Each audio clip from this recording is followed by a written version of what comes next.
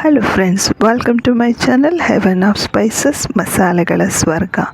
ಇವತ್ತಿನ ದಿನ ನಾವು ಡಾಬಾ ಸ್ಟೈಲಲ್ಲಿ ಎಗ್ ಕರಿ ಮಾಡೋಣ. ನಿಮಗೆಲ್ಲ ಗೊತ್ತೇ ಇರುತ್ತೆ, ಡಾಬಾಗಳಲ್ಲಿ ರೆಸ್ಟೋರೆಂಟ್ಗಳಲ್ಲಿ ಟೇಸ್ಟ್ ಒಂದು ರೀತಿ ಡಿಫ್ರೆಂಟಾಗೇ ಇರುತ್ತೆ. ಸೊ ಬನ್ನಿ ಶುರು ಮಾಡೋಣ. ಇದಕ್ಕೆ ನಾನಿಲ್ಲಿ 5ರಿಂದ 6 ಟೊಮೊಟೊ ತೊಗೊಂಡಿದ್ದೀನಿ. ಹಾಗೆ 6ರಿಂದ 7 ಈರುಳ್ಳಿ, ಸ್ವಲ್ಪ ಕೊತ್ತಂಬರಿ. ಹಾಗೆ ಈ ಕೊತ್ತಂಬರಿನ ಸ್ವಲ್ಪ ದಂಟಿನ ಭಾಗ ಬೇರೆ ಸಪ್ರೇಟ್ ಮಾಡಿ ಇಟ್ಕೊಳ್ಳಿ. ಈ ರೀತಿಯಾಗಿ ಏನಕ್ಕೆ ಅಂತ ಹೇಳ್ತೀನಿ ಆಮೇಲೆ. ಹಾಗೆ ಇಲ್ಲಿ ಒಂದು 8ರಿಂದ 10 ಬೆಳ್ಳುಳ್ಳಿ ಎಸಳುಗಳನ್ನ ತಗೊಳ್ಳಿ. ಈ ಮಸಾಲಾನ ರುಬ್ಕೊಂಡು ರೆಡಿ ಮಾಡ್ಕೊಳ್ಳೋಣ.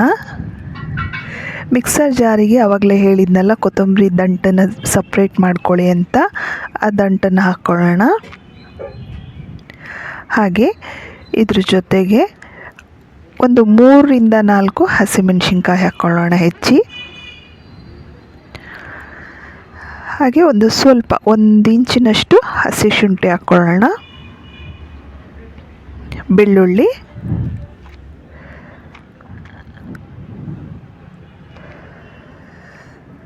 ಟೊಮೊಟೊನ ಹೆಚ್ಚಿ ಹಾಕ್ಕೊಳ್ಳೋಣ.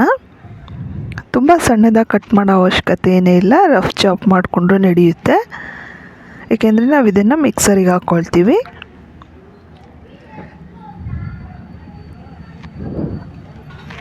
ಒಂದು 3/4 ಚಮಚದಷ್ಟು ಖಾರದ ಪುಡಿ ತೊಗೊಂಡಿದ್ದೀನಿ.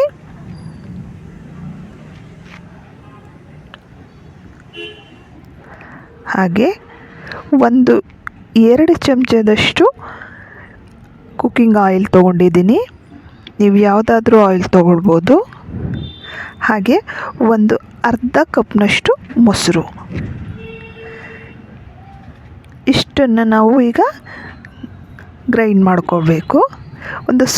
ಒಂದು ಚಮಚದಷ್ಟು ಇಲ್ಲಿ ನಾನು ಒಣ ಕೊಬ್ಬರಿ ತೊಗೊಂಡಿದ್ದೀನಿ. ಒಂದು ದೊಡ್ಡ ಚಮಚದಷ್ಟು, ಟೇಬಲ್ ಸ್ಪೂನ್ನಷ್ಟು. ಇದನ್ನು ಮಿಕ್ಸರಿಗೆ ಹಾಕ್ಕೊಳ್ಳೋಣ. ಹಾಗೆ ಇಲ್ಲಿ ಒಂದು 3ರಿಂದ 4 ಏಲಕ್ಕಿ, ಒಂದು ದೊಡ್ಡ ಚಮಚದಷ್ಟು ಕೊತ್ತಂಬರಿ ಕಾಳು, ಒಂದು ಅರ್ಧ ಚಮಚದಷ್ಟು ಕಾಳು ಮೆಣಸು.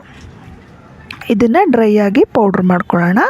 ಹಾಗೆ ಇಲ್ಲಿ ಒಂದು ಸ್ವಲ್ಪ ಶುಂಠಿ, ಹಾಗೆ ಬೆಳ್ಳುಳ್ಳಿ ಮತ್ತು ಮೆಣಸಿನ್ಕಾಯಿ, ಇದನ್ನು ಕುಟ್ಕೊಳ್ಳೋಣ.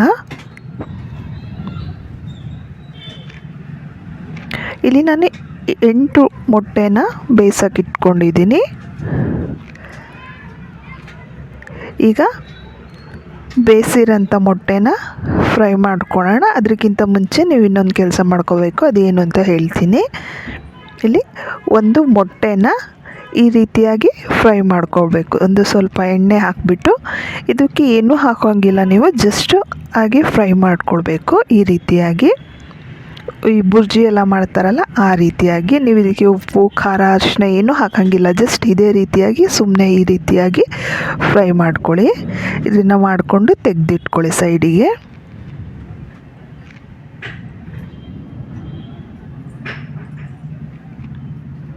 ಈಗ ಅದೇ ಬಾಣಲೆಗೆ ಇನ್ನೊಂದು ಸ್ವಲ್ಪ ಎಣ್ಣೆ ಹಾಕ್ಕೊಂಡು ಬೇಯಿಸಿ ಇಟ್ಕೊಂಡಿದ್ವಲ್ಲ ಆ ಮೊಟ್ಟೆನ ಇದಕ್ಕೆ ಹಾಕ್ಕೊಂಡು ಫ್ರೈ ಮಾಡ್ಕೊಳ್ಳೋಣ. ಈ ಮೊಟ್ಟೆಗಳಿಗೆ ನಾನು ಸ್ವಲ್ಪ ಕಟ್ಸ್ ಹಾಕಿದ್ದೀನಿ ಅಲ್ಲಲ್ಲಿ, ಈ ಮಸಾಲೆ ಎಲ್ಲ ಚೆನ್ನಾಗಿ ಒಳಗೆ ಅಬ್ಸರ್ವ್ ಆಗಲಿ ಅಂತೇಳ್ಬಿಟ್ಟು.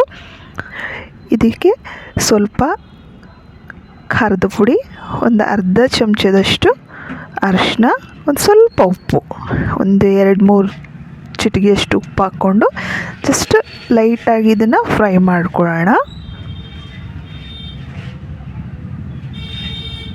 ನೋಡಿ, ಈ ರೀತಿಯಾಗಿ ಫ್ರೈ ಮಾಡ್ಕೊಳ್ಳೋಣ. ಅದು ಕಟ್ ಮಾಡುವಾಗ ಸ್ವಲ್ಪ ಡೀಪಾಗಿ ಹೋಗಿದ್ರಿಂದ ಒಂದು ಮೊಟ್ಟೆ ಓಪನ್ ಆಗಿದೆ. ಇಟ್ಸ್ ಓಕೆ, ಏನು ಪ್ರಾಬ್ಲಮ್ ಇಲ್ಲ. ನೋಡಿ, ಈ ರೀತಿಯಾಗಿ ಶೆಲೋ ಫ್ರೈ ಮಾಡ್ಕೊಳ್ಳೋಣ. ಈಗ ಇನ್ನೂ ಸ್ವಲ್ಪ ಎಣ್ಣೆ ಹಾಕ್ಕೊಂಡು ಒಂದು ಅರ್ಧ ಚಮಚದಷ್ಟು ಜೀರಿಗೆ, ಆವಾಗಲೇ ಮೆಣಸಿನ್ಕಾಯಿ, ಬೆಳ್ಳುಳ್ಳಿ ಕುಟ್ಕೊಂಡಿದ್ವಲ್ಲ ತರಿಯಾಗಿ, ಆ ಪೇಸ್ಟ್ನ ಹಾಕ್ಕೊಂಡು ಕೈ ಆಡ್ಕೊಳ್ಳೋಣ. ಹಾಗೆ ಸಣ್ಣದಾಗಿ ಹೆಚ್ಚಿರೋಂಥ ಈರುಳ್ಳಿ ಹಾಕ್ಕೊಳ್ಳೋಣ. ನೀವು ಎಷ್ಟು ಚಿಕ್ಕದಾಗಿ ಹೆಚ್ಕೊಳ್ತೀರೋ ಅಷ್ಟು ಒಳ್ಳೆಯದು.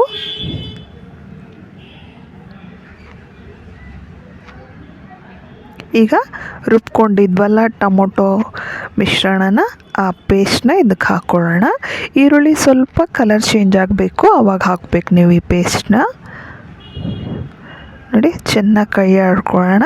ಇದು ಒಂದು ಸ್ವಲ್ಪ ಎಣ್ಣೆ ಬಿಡಬೇಕು, ಅಲ್ಲಿವರೆಗೂ ವೆಯ್ಟ್ ಮಾಡಬೇಕು. ನೋಡಿ, ಚೆನ್ನಾಗಿ ಮಿಕ್ಸ್ ಮಾಡಿ. ನೋಡಿ, ಎಣ್ಣೆ ಬಿಡೋಕ್ಕೆ ಶುರುವಾಯಿತು. ಒಂದು 2 ನಿಮಿಷದ ನಂತರ ಇದು ಇನ್ನೂ ಚೆನ್ನಾಗಿ ಎಣ್ಣೆ ಬಿಡೋಕ್ಕೆ ಶುರುವಾಗಿದೆ. ಈಗ ಇದಕ್ಕೆ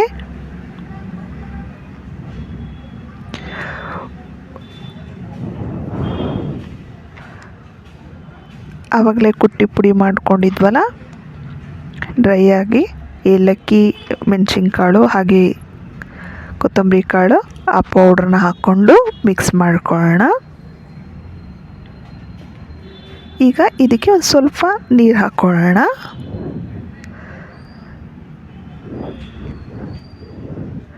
ಇದು ಮಸಾಲ ಚೆನ್ನಾಗಿ ಬೇಯಲಿ ಅಂತ. ಈಗ ಉಪ್ಪು, ಇದಕ್ಕೆ ಅರಿಶಿನ, ಸಾಂಬಾರು ಪುಡಿ ಇಂಥದ್ದೇನೂ ಹಾಕೋ ಅವಶ್ಯಕತೆ ಇಲ್ಲ. ನೋಡಿ, ಇದು ಸ್ವಲ್ಪ ಕುದಿಯೋದಕ್ಕೆ ಶುರುವಾಯಿತು. ಈಗ ಬೇಯಿಸಿ ರೆಡಿ ಮಾಡ್ಕೊಂಡಿದ್ವಲ್ಲ ಆ ಮೊಟ್ಟೆಗಳನ್ನ ಹಾಕೋಣ.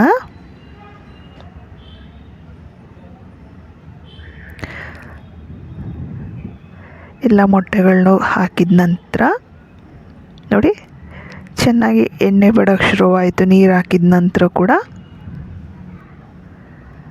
ಇದನ್ನು 1-2 ನಿಮಿಷ ಕುದಿಯೋದಕ್ಕೆ ಬಿಡೋಣ. ತುಂಬ ಬೇಗ ಆಗೋಗುತ್ತೆ, ಟೇಸ್ಟು ಕೂಡ ತುಂಬ ಚೆನ್ನಾಗಿರುತ್ತೆ. ಖಂಡಿತ ಟ್ರೈ ಮಾಡಿ ನೋಡಿ. ಈಗ ಉದ್ದುದ್ದಾಗಿ ಹೆಚ್ಚಿಟ್ಕೊಂಡಿರೋ ಅಂಥ ಹಸಿಮೆಣ್ಸಿನ್ಕಾಯಿನ ಹಾಕ್ಕೊಳ್ತಾ ಇದ್ದೀನಿ. ನೀವು ಇಲ್ಲಿ ಬೇಕು ಅಂದರೆ ದಪ್ಪ ಮೆಣಸಿನ್ಕಾಯಿ, ಏನು ಶಿಮ್ಲಾ ಮಿರ್ಚ್ ಅಂತ ಹೇಳ್ತಾರಲ್ಲ, ಅದನ್ನು ಕೂಡ ದೊಡ್ಡದಾಗಿ ಹೆಚ್ಚು ಹಾಕ್ಕೊಳ್ಬೋದು. ಹಾಗೆ 1-2 ಟೊಮೊಟೊಗಳನ್ನ ಸ್ವಲ್ಪ ರಫಾಗಿ ಚಾಪ್ ಮಾಡಿ ಹಸಿಯಾಗಿ ಮೇಲೆ ಹಾಕ್ಕೊಳ್ತಾ ಇದ್ದೀನಿ. ಇದು ಎಲ್ಲನೂ ಚೆನ್ನಾಗಿ ಕುದಿಬೇಕು. 2-3 ನಿಮಿಷ ವೆಯ್ಟ್ ಮಾಡೋಣ ಕುದಿಯೋದಕ್ಕೆ. ಈಗ